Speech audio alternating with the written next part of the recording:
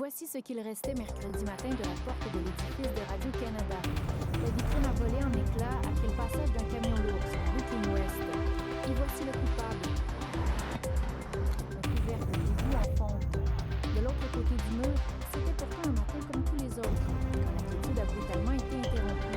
Mon bureau de travail est juste là, ici à l'arrière, et à un certain moment donné, j'ai comme vu dans mon angle de mort un camion qui circulait sur la rue King West. Ça fait vraiment un gros boom, une espèce de bruit, et c'est là qu'on a entendu après ça un fracas vraiment, la vitre comme si ça venait d'exploser finalement. Personne n'a été blessé. Un véritable coup de chance, selon Antoine Desrosiers. Et là, c'est après ça qu'on a regardé, on a vu que la plaque avait frappé la structure du bâtiment pour ricocher vers la vitre. Ce qui a sauvé les gens de bord, parce que si elle passait à travers la vitre, elle blessait des gens à l'intérieur de chez Radio-Can.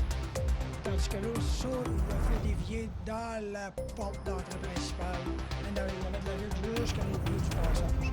C'est la deuxième fois en un mois et demi qu'un incident du genre survient.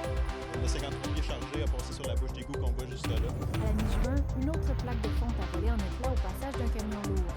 Cette fois sur le boulevard Queen Victoria. Elle a éclaté en plusieurs morceaux.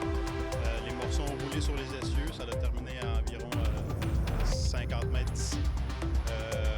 On a dû aller ramasser les morceaux qui étaient dans le chemin. Ensuite de ça, il a fallu qu'on aille faire de la circulation parce que les véhicules pouvaient tomber dans le trou, les cyclistes ou peu importe. Les policiers ont pris le relais une heure plus tard. Et l'avarie a pris plus d'une semaine avant de réparer le couvercle pour de bon. Mais durant plusieurs jours, la circulation était risquée sur cette portion du boulevard. La voirie ont mis un gros cône devant le trou.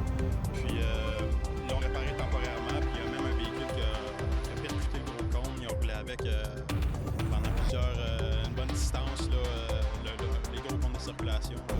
Deux incidents qui se terminent bien, mais qui soulèvent des questions.